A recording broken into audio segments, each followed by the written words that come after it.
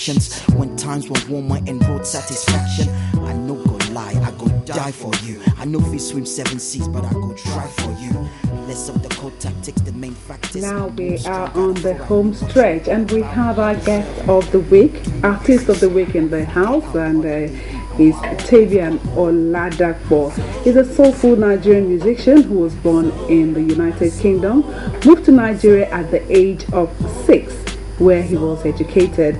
In 1984, Tavian moved to the United States, where he joined a number of bands before moving back to the UK in 1985.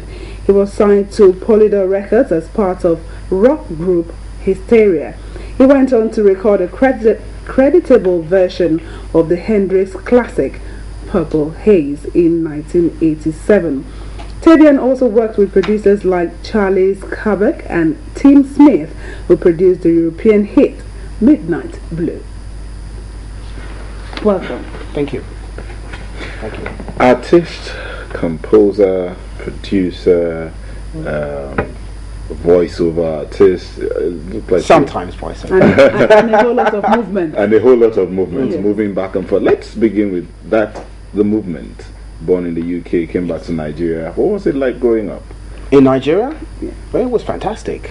I actually looked forward to coming home. Apparently, when I was 6 years old, I was always asking my parents, are there any lions in Nigeria? I was more interested to find if there were any lions. But I enjoyed the experience. I went to Mayflower School, which really was, for a kid my age at the time, was fantastic. To go to primary school, it was a boarding school. Then I went to Molusi College, Ijebu. But I was a bit unruly, so my parents decided to bring me back to Lagos, and I ended up in Baptist Academy, which is where I actually finished. Okay. Okay. You're from which part of Nigeria? Ondo. Ondo. Yeah, Ondo. Ondo town itself. Do you speak the language? Oh yes. Okay, could you just, in a few words, tell us in my language? Yes, tell us how has it been in Nigeria? Right, where do I begin? Njomuti Badasibe Mushai Fofi Enyo díẹ̀ ṣùgbọ́n àwọn kan ga yóò jẹ́ fi o ní láti yàn sí. Okay, this is quite interesting because, if you grew, most people, when they talk about, the children growing up abroad, they hardly can speak their mother tongue. So, Well, I'm not most children. So how did your parents achieve this? Well, I hope my mom's not watching. My parents didn't actually achieve this. It so happened that I seem to have an affinity for languages. Basically what happened is that, like I said, I came at the age of 6, and by the age of 8 I was able to converse in Ondo, and by 10 I was speaking it fluently. And my grandparent, my dad's mum, was just absolutely blown away by it, and she used to take me all over the place and show me off to people. Yeah. I just picked it up. To be quite honest with you, I couldn't even explain to you how I picked it up.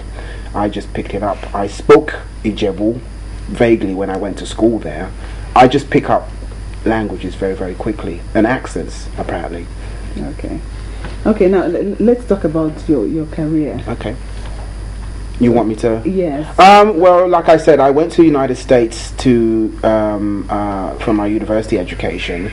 I did a little bit there, but I didn't actually actively start making music until I got to London. I then joined a band called the Party Boys, who actually was my first group. Didn't really do too great. Then I joined another group, and then I was signed to Polydor Records as part of a pop group, actually called Hysteria. We did a cover version of the Hendrix classic Purple Haze, which got some pretty good reviews. And then I went on to work with Steve Mack, who now works for Simon Cowell. He's, I suppose, the primary record producers. Worked with people like Mariah Carey, Gareth Gates, Leona Lewis, Diana Ross. And then I decided that at some point I wanted to do my own stuff. I was doing backing vocals for people for years. And then I thought, well, actually, you know what, I don't want to be in the background anymore. I actually want to do my own stuff. And then I started writing my own music with my partner in London, a guy called Jonathan Veers. And that's how Tavian the brand actually came about. Okay. What was it like? I mean, your parents probably didn't bring you up to go into music.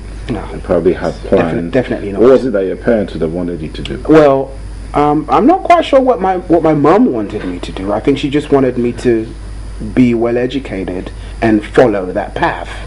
My dad was pretty much laid back. His attitude was, well, you know what, no one forced me to do anything, so if you want to sing. He bought me a guitar. At what age? I think I was 15. My mother hated the idea. I mean, you have to understand, they wanted what they thought was best for us. And my mum was against it. My dad was a bit more laid back about the whole thing.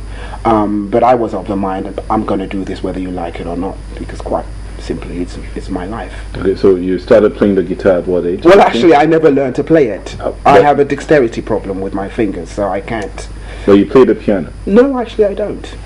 Wasn't that you on the video? Well, I play a little bit, but I mean, I played enough to shoot the video. But when you say play the piano, I wouldn't go on stage and do a virtuoso performance. So when people ask me, especially musicians, I don't dare say I play the piano, because then they will say, well, okay, play Beethoven's Fifth or something. So what instrument do you play? Well, the piano I play, like I said, passively. But I'm just, music is just innate in me, in the sense that the guy that I work with in London, Jonathan Veers, is he does all the instrumentation, but I actually carry the embryo of our work in my head. I compose in my head, and because I sing, I can literally hum everything to him, and he does all the work because he does it so much better than I do. He's played on "I Love the Way You Lie" by Rihanna. I'm coming so by Peter. your parents would have wanted you to toe the path of a Yes. well-educated child. Yes. Now, what path did you choose? I was always going to make music once I realized I could. When did you realize you could? Well, according to my parents, because this is the part of my childhood that I don't actually remember, Tom Jones, this is showing how old I am now, Tom Jones, Petula Clark, Lulu, I would be glued to the TV.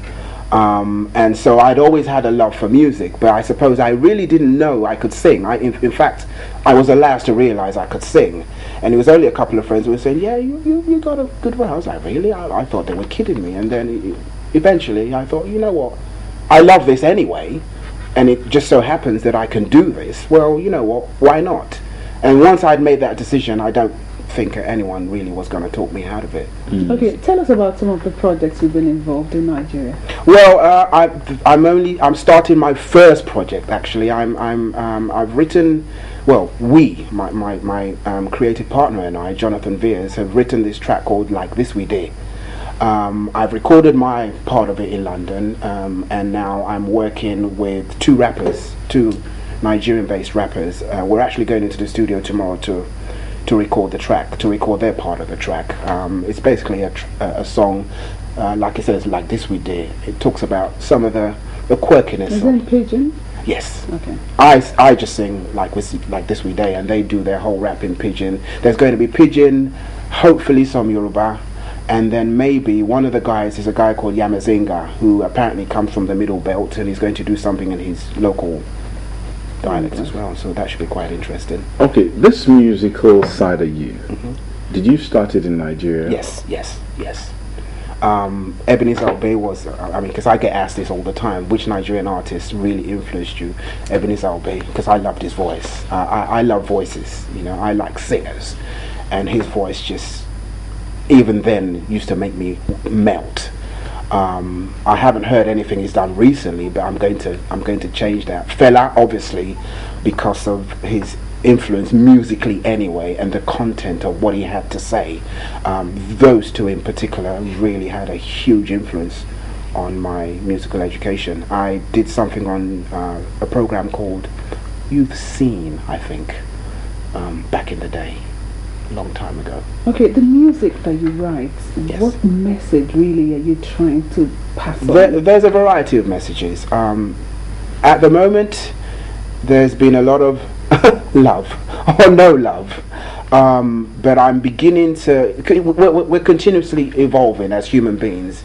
I'm beginning to realize that I have ideas of my own about how human beings need to interact with each other. I have ideas about my country, my heritage. Like I said, Like This We Did is about how we are and also how we can be. So there's a message in that as well. So it's a variety of messages.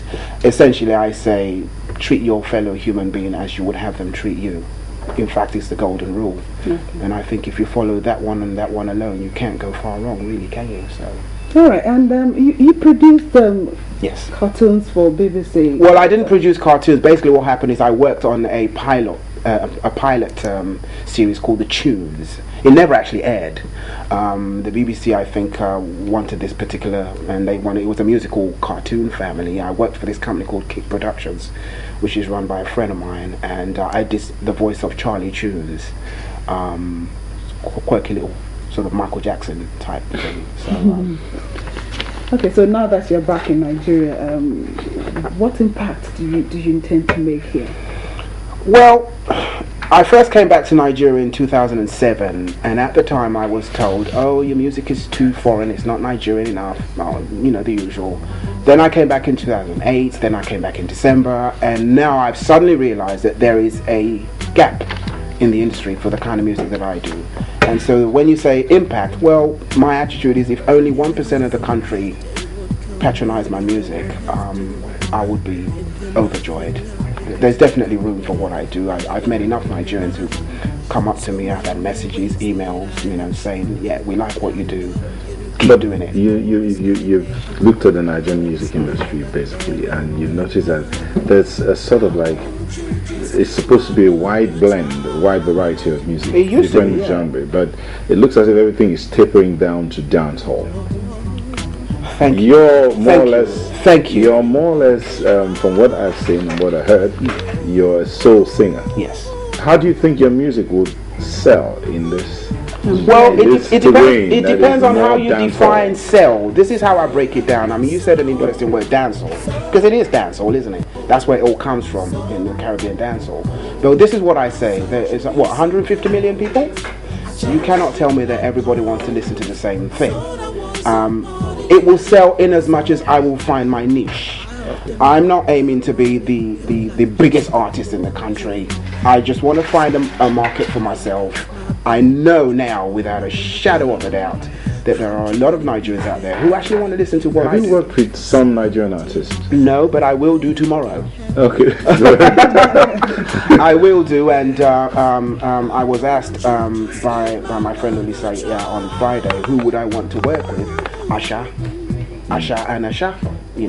I love what she does, and I love that, name that the music basically speaks for itself.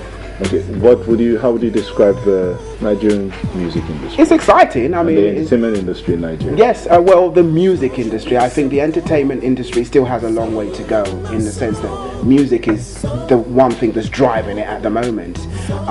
There's not the variety that you have in the West. Illusions, magic, theatre, stage. I think we will get to that. But I think music is exciting. It's like an infant just learning to crawl. I think in 10 years' time it will be even more exciting. And I certainly have my own ideas on what I would love to contribute. Okay, your video just came on now. Yes. You were talking, and I saw you crying in the video. What was that about? I'm never going to live this down. Well, okay, can I be honest? I was half crying and half cold. It was very cold. It was filmed in Sussex in January. And you can see, my eyes are very hypersensitive to extremes of any climate. It was the coldest I've ever been in my life. So I was weeping, not that I was weeping because I was cold, but my eyes were watering because I was cold.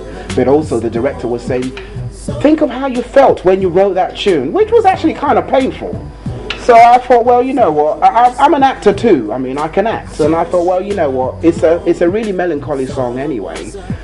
Yeah, why not? And I'm a modern guy, and I don't think it's a bad thing for a man to show that he has emotions. Because let's face it, we do. We just like to pretend that we don't. Don't we? Yeah. We're about to wind down, but you said Fela, yes, and Ebenezer Obey were amongst those that really had strong impact on you. Yes. These are men who are known to have a particular message in their music, and they maintained it consistently. Yes. Now, if you look at the music industry, it looks as there's this decadence, and there's those out there. There's a major school of thought that thinks that musicians do not have a message. They are just decaying, and the videos are just horrible. Their children must not watch this. It's just putting the wrong messages in their heads. Now, what advice would you give to the music industry, to musicians? What should they be doing? What kind of lyrics should they write about? And what kind of messages should they have in their music? Because songs, for instance, songs you heard in when you were 6 years old. Yes. Ring the bell. Ring, Twinkle, Twinkle, Little Star. You could still remember them. Music has a way of staying with you. So what message would you give? Well, I have to be very careful here because I don't want to be seen to criticize unnecessarily. This is what I think. Ebenezer Obey and Fela actually represent how I want to go, in the sense that I want to sing about life. I want to sing about love and no love. I want to sing about people, but I also want to sing about how we interact with each other, how we treat each other in this country. So it's two messages, if you like. As regards other artists, I can only say be true to yourself. The onus tends to be so much more I want to sell millions of records and I want to make lots of money. Don't get me wrong, I want to make money too, but I want to like what I do. I like the music that I make. It's one of the reasons why I've been told I have to change my music. I have to do it like this. No. I want to listen to what I do and say, yeah, I like that. It could be better, but I like that.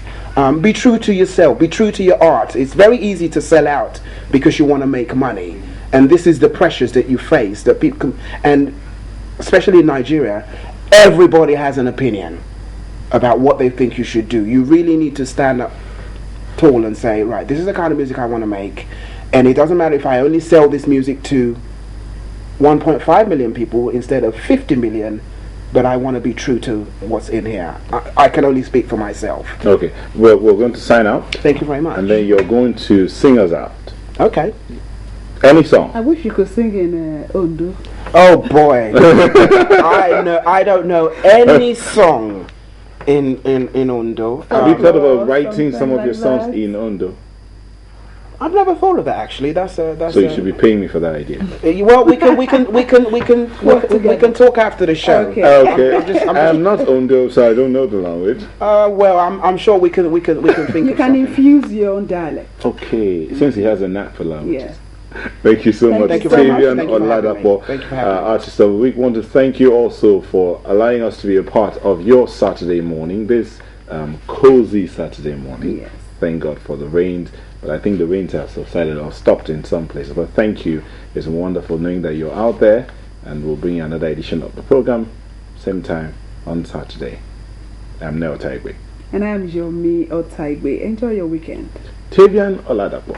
Yes, over to you as we go. I'm just going to sing the last part of the national anthem because that's the only thing. I wanted to say, could you sing us out with the national anthem? Okay, well, now go ahead.